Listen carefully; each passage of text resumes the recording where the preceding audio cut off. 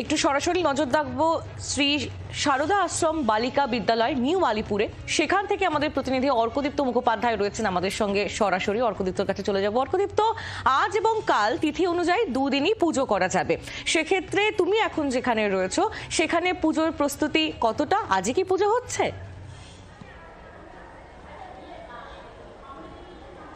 একেবারে তাই, পুজো শুরু হয়ে গিয়েছে শ্রী সারদা আশ্রম বালিকা বিদ্যালয় নিউ আলিপুরে। এবং পুজোর ছবিটা আগে দেখাতে চাইবে আমি আমার দর্শকদের।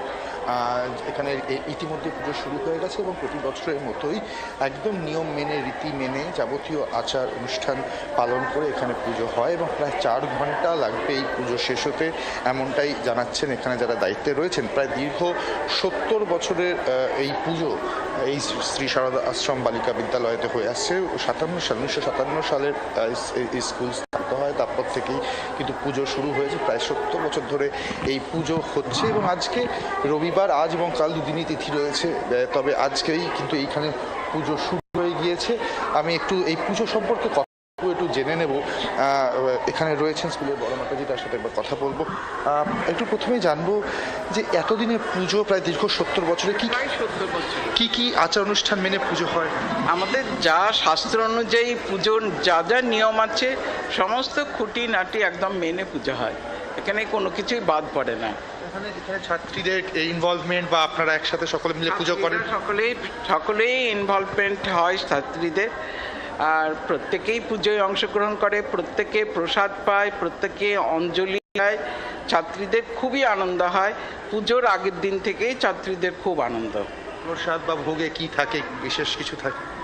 আমাদের প্রসাদে থাকে, প্রথম থাকে লুচি মিষ্টি, এই অঞ্জলি দেওয়ার পরপরই এরা প্রসাদ পায়।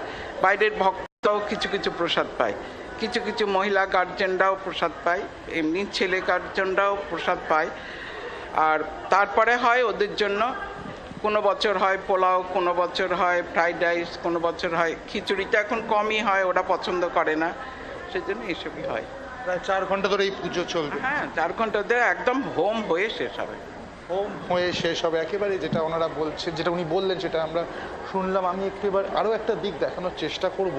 এই পুজো যেখানে হচ্ছে, যে মূল মণ্ডপ যেটা, সেখানে যথেষ্ট বড় একটা হল, তার মধ্যে পুজো হচ্ছে। তারপরে ওনারা বলছেন যে জায়গা সংকুলান কম হবে, সেক্ষেত্রে আমি একটু বাইরেতে যাব। বাইরে আরও একটা যে খোলা জায়গা রয়েছে, সেখানেও আরও একটা সরস্বতী ঠাকুর সাজানো রয়েছে, বিগ্রহ সাজানো রয়েছে।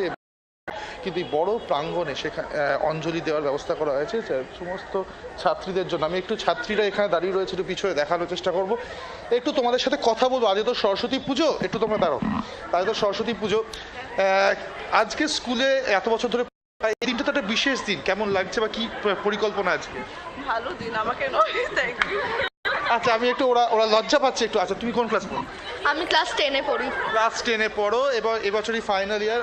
চলে এসো, তো সবাই চলে এসো, অনেকে চলে আসে। সবাইকে আগে আমি একটু এখানে ওয়েলকাম করে। দেখতেই পাচ্ছি উৎসাহ প্রত্যেকের, সবার মুখে হাসি। সরস্বতী পুজোর পরিকল্পনা কি? বন্ধুদের সাথে একসাথে পুজো হচ্ছে, খাওয়া দাওয়া সব কিছু মিলিয়ে কি পরিকল্পনা একটু জানতে চাইবো সবার থেকে। খুব মজা করবো, আমাদের এটাই বলবো।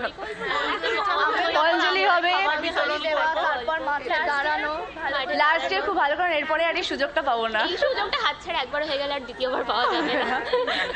আমরা এখন ভলেন্টিয়ার হয়েছি, তা ভলেন্টিয়ার হয়ে বাচ্চাগুলোকে সামলাতে হচ্ছে এগুলো। আর তোমরা এখন দিদি ক্লাস 10? হ্যাঁ, আমরা সব থেকে উঁচু ক্লাস, মানে 7-8দের সামলাতে হচ্ছে এখন আমাদের। সেকেন্ডারি সেকশনে সব থেকে উঁচু ক্লাসে, সেকেন্ডারি সেকশনের সব থেকে উঁচু ক্লাস। আচ্ছা, আজকে কি পুজো টুজো মিটে যাওয়ার পর, এখানে ভোগ প্রসাদ সবকিছু হয়ে যাওয়ার পর তারপরে কি বন্ধুরা ঘুরতে বেরোনো হবে একসাথে অন্যান্য স্কুলে? পরিবেশন আমরাই করবো। ওটা বলতে নেই। খুব ইন্টারেস্টিং ব্যাপার। দেখো, ওরা যেটা বলছে, খুব এনজয় করছে। অবশ্যই নিজেদের স্কুলে এতদিনের পুজো এত আনন্দ করছে, প্রত্যেকে এসছে। আবার ক্লাস 10 দিদি হয়ে গেছে সকলে ওরা, এবং ওরা বাচ্চাদের দেখে রাখছে এবং ভলেন্টিয়ার হয়েছে। তো সব মিলিয়ে একটা আনন্দের পরিবেশ এই স্কুলে খুব স্বাভাবিকভাবেই দেখতে পাচ্ছ। এবং বলাই বাহুল্য, এই ধরনের চিত্র কিন্তু সমস্ত স্কুলেই ধরা পড়ে সরস্বতী পুজোর দিন। একেবারেই অর্কদীপ্ত, আর এই ছবিগুলো দেখলেই কোথাও একটা যেন নিজেদের ছোটবেলার কথাও মনে পড়ে যাচ্ছে। অনেক ধন্যবাদ তোমার। অর্কদীপ্ত মুখোপাধ্যায় আমাদের প্রতিনিধি ছিলেন সরাসরি আমাদের সঙ্গে। শ্রী সারদাশ্রম বালিকা বিদ্যালয়ের ছবি আপনাদের সামনে এই মুহূর্তে তুলে ধরছি, যেখানে ইতিমধ্যেই বাণী বন্দনা শুরু হয়ে গিয়েছে।